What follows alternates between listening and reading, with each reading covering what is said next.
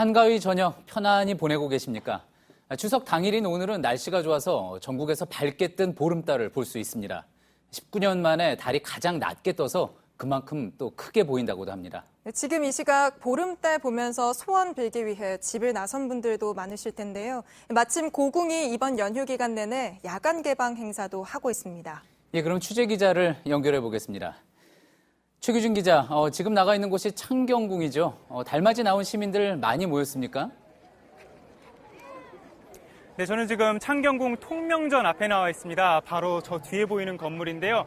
조선시대 중전이 머물던 곳인데 우리나라에서 가장 오래된 중궁전이기도 합니다. 궁궐에 와보니 곳곳에 단청에 저렇게 불빛을 켜놓아서 운치까지 더해지고 있는데요. 바로 이곳이 창경궁에서 저 멀리에 보이는 보름달이 가장 잘 보이는 장소라고 합니다. 주변의 시민들은 건너편에 보이는 보름달을 향해서 사진을 찍고 또 저마다 소원을 빌고 있습니다. 조금 전인 7시 반부터는 전통 음악 공연까지 시작이 됐는데요. 궁궐 음악까지 더해지면서 고궁의 운치가 더해지고 있는 모습입니다. 예. 날씨가 좋아서 그곳에서 왠지 더 달이 더 또렷하게 보일 것 같습니다. 최규준 기자가 오늘 하루 시민들의 달맞이 소원을 들어봤다면서요? 어떤 이야기들이 나왔습니까? 네, 어제는 사실 비가 내려서 달을 보기가 어려웠습니다. 하지만 오늘은 날씨가 맑아서 전국 곳곳에서 밝은 달을 볼 수가 있다고 합니다. 저희가 이곳에 한 3시간 전부터 나와 있었는데요. 미리 시민분들을 만나서 들어본 이야기들을 한번 보시겠습니다.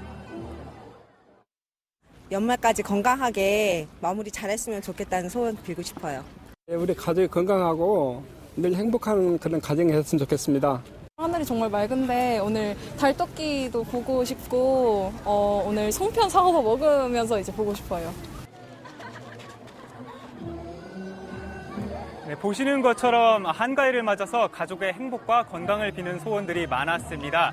소원을 빌러 온 시민들뿐만이 아니라 오늘 하루 나들이객들까지 합해서 창경궁에는 2만여 명의 시민들이 이곳을 찾았습니다. 예. 그런데 오늘 사실 둥근 보름달이라고는 하지만 이 100% 둥근 달은 아니라고 하죠? 그렇습니다. 오늘 뜬 달은 사실 완전한 보름달은 아니라고 합니다. 언뜻 육안으로는 구분이 되지 않지만 자세히 보면 살짝 찌그러진 모습을 발견할 수가 있다고 하는데요.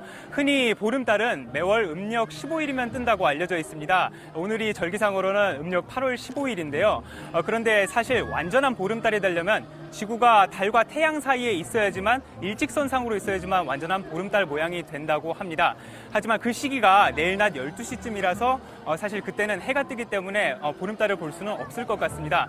때문에 가장 보름달에 가까운 달을 보려면 바로 지금이 가장 좋은 기회라고 할 수 있는데요. 만약 지금 달맞이를 나가신다면 밤낮 온도, 기온차가 크기 때문에 가벼운 외투 정도는 챙겨가시는 게 좋겠습니다. 예, 잘 들었습니다. 창경궁에서 최규진 기자였습니다. 추석 연휴가 길지 않은 탓에 전국 고속도로에는 오늘 600만 대가 넘는 차량이 몰렸습니다. 종일 극심한 정체를 빚었습니다. 고속도로 현장에 취재기자 나가 있는데 연결 또 해보겠습니다. 자, 김재현 기자, 지금 나가 있는 곳은 어디입니까? 네, 덕평휴게소에 나와 있습니다. 수도권을 오가는 길목인데다 경동고속도로 서울 방향과 강릉 방향 양쪽에서 모두 진입 가능한 곳이라 평소에도 사람들이 많이 오가는 곳입니다. 제 옆으로 보이는 곳이 서울 방향 주차장입니다. 빈 곳을 찾기 힘들 정도로 빽빽하게 차량이 주차돼 있고 계속 진입하는 차량도 많습니다. 저녁 시간이 지나긴 했지만 간단히 식사를 해결하려는 시민들로 북적이는 모습도 보실 수 있습니다. 예. 휴게소가 이동을 하는 곳이기는 하지만 그곳에서도 추석 느낌을 느낄 수 있었다고 하죠? 네, 이곳 휴게소 뒤쪽엔 다른 휴게소에선 볼 수 없는 공간이 마련돼 있습니다. 그래서 오랜 시간 운전에 지친 시민들이 색다른 경험을 할 수 있게 해놨는데요. 환한 보름달 사진을 띄운 대형 스크린과 토끼와 보름달 모양의 등불로 꾸며져 있어 한가위 느낌을 더하고 있습니다. 35m 높이에 올라 보름달과 야경을 볼 수 있는 타워도 있습니다. 예. 자, 아직 출발하지 않은 분들도 계실 텐데 지금 고속도로 상황도 좀 전해주시죠. 네, 추석 당일인 오늘 고속도로는 서울로 올라오는 귀경객들과 고향을 찾는 귀성객들로 양방향 모두 종일 몸살을 앓았습니다. 귀경길은 서울 요금소 7시 기준으로 부산에서 출발하면 5시간 30분, 광주는 5시간, 강릉에선 3시간 정도가 걸릴 걸로 보입니다. 뒤늦게 지방으로 향하는 행렬도 있는데요. 서울에서 부산까지는 5시간 10분, 광주는 4시간 10분, 강릉까지는 3시간이 걸릴 걸로 전망됩니다. 예. 자, 그럼 정체는 언제쯤 해소가 될 것 같습니까? 네, 도로공사는 오늘만 620만 대 가량의 차량이 고속도로를 이용할 걸로 내다봤습니다.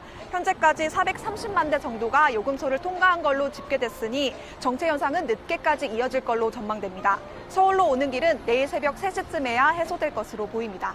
예. 덕평 휴게소에서 김재현 기자였습니다. 예, 온 가족이 모였을 오늘 이 시간에도 사막과 바다 한가운데에서 묵묵히 임무를 다하고 있는 우리 젊은이들이 있습니다. 바로 해외에 파병된 우리 군인들인데 이들이 보내온 특별한 추석맞이 영상을 신진 기자가 전해드립니다.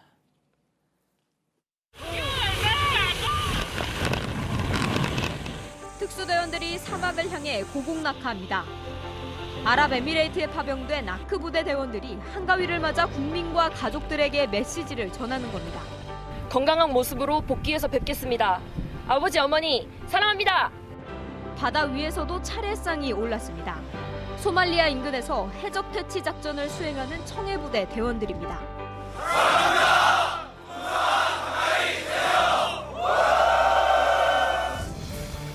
현재 세계 곳곳에 파병된 장병들은 약 1,100명. 몸은 멀리 떨어져 있지만 오늘 하루 윷놀이를 하거나 제기를 차면서 고향을 생각했습니다. 가족들을 향한 그리움은 어디서나 똑같습니다. 필승! 어머니 아버지 아들입니다. 이영만리 아들만에서 완벽한 임무 수행 후 건강한 모습으로 고국에서 뵙겠습니다. 사랑합니다. 이번 추석은 함께하지 못해 아쉬운 마음이 많이 크지만 하얀 겨울날 눈꽃처럼 갈게. 행복한 한가위 보내고 사랑해. UN 평화유지 활동 중인 남수단의 한빛부대 장병들도 명절 인사를 보내왔습니다. 국민 여러분, 즐겁고 풍성한 한가위 되시죠. 충성! JTBC 신진입니다. 예, 서로 만나고 정을 나누는 명절에 또 생각해볼 이웃들이 있습니다. 곁을 지켜주는 사람 없이 홀로 살아가다 또 홀로 세상을 떠나는 이들인데요. 이런 무연고 사망자가 최근 5년 사이에 2배로 늘었습니다. 류정화 기자입니다. 영정 사진은 비어있고 위패엔 이름 석자만 남았습니다. 제사상을 차리고 국화꽃을 놓는 사람들은 장례업체와 시민단체 활동가들입니다. 가족이 없는 고인은 무연고자로 삶을 마감했습니다. 아무리 슬퍼도 헤어져야 하는 것이 이 세상의 이치인 것을 어찌하겠습니까? 서울시는 지난해부터 무연고자 장례를 지원하고 있지만 다른 지역에선 기본 예식 없이 바로 화장장으로 옮겨지는 경우가 대부분입니다. 장례 지원이 강제 조항이 아니기 때문입니다. 지원금은 75만 원, 연고자가 나타나도 금전적 이유로 장례를 거부하기도 합니다. 안치료나 이런 병원비나 이런 부분이 또 따로 있잖아요. 그 장례비는 지급을 해주시면 또 추가적으로 드릴 수 있는 거는 없어서. 곁을 지키는 사람이 있어도 무연고자가 되는 경우도 있습니다.